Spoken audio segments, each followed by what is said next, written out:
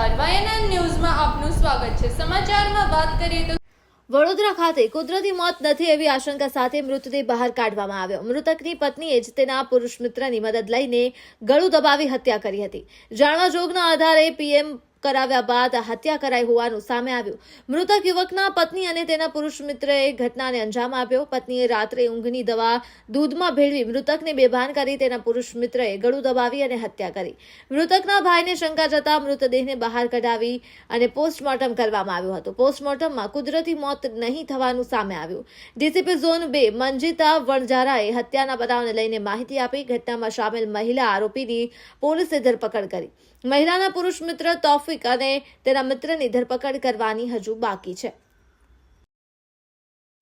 સામે આવ્યું છે, પીએમ થયું છે, કઈ રીતની આખી ઘટના હતી? જેપી રોડ પોલીસ સ્ટેશનની અંદર અમારી પાસે પ્રારંભિક એવી માહિતી આવેલી હતી કે જે ફરિયાદી છે ઇમ્તિયાઝભાઈ બંજારા એ જે મૃતક છે એના મોટા ભાઈ હતા અને એમના નાનો ભાઈ જે મૃતક ઇરશાદ એ મરી ગયો છે એના બાબતે અમને જાણ કરેલ અને ત્યારબાદ અમે લોકો શરૂઆતમાં જાણવાજોગ દાખલ કરી હતી. જાણવાજોગના આધારે અમે લોકોએ પોસ્ટમોર્ટમ રિપોર્ટના આધારે ગુના દાખલ કરવાની પ્રક્રિયા ચાલુ કરી છે. પોસ્ટમોર્ટમ રિપોર્ટમાં શું સામે આવ્યું છે? ભાઈનું મૃત્યુ થવાનું પાછળનું મુખ્ય કારણ શું આવ્યું છે?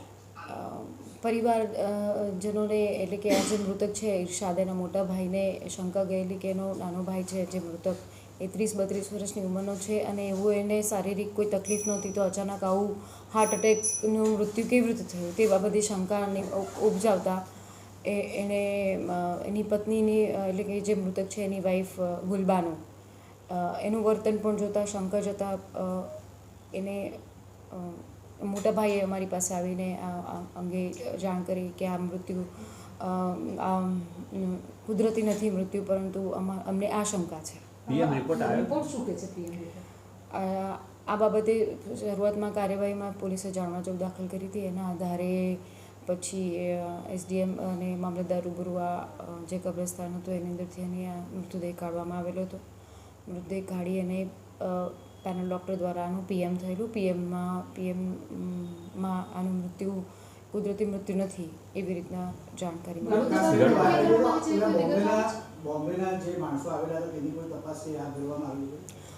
હા આ મૃત્યુ કેવી રીતે થયું છે એના શું કારણો છે પ્રારંભિક પીએમ રિપોર્ટ આવેલો છે. અમે ડિટેલ તપાસ કરી છે કે આગળ આ મૃત્યુ થવાનું મુખ્ય કારણ શું છે અને કેવી રીતે મારવામાં આવેલું અને આમાં આ મોત કોણે નિપજાઈ છે, એની વાઈફ છે એની સાથે કોણ મળતિયા છે એની એ શંકા અત્યારે હાલ વ્યક્ત થઈ રહી છે. આધારે પોલીસ આગળ તપાસ કરી રહી છે.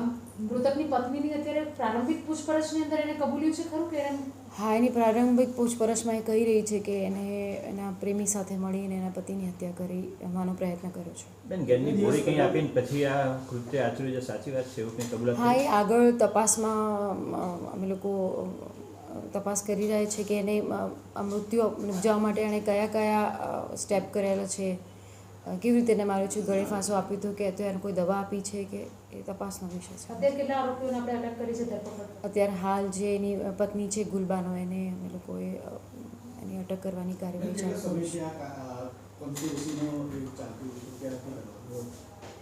સૌથી પહેલાં તો અમારી પાસે જાણવા જોગાયેલી હતી કે અમારો જે ભાઈ છે એ કુદરતી મૃત્યુ નથી થયું અમને આશંકા છે. એના આધારે મેં જાણવા જોગની તપાસ ચાલુ કરેલી છે. મુંબઈની આજે છોકરી જે ક્યાં રહેતી હતી? આ બેન મુંબઈના નથી. Subscribe now and press the bell icon. Never miss an update.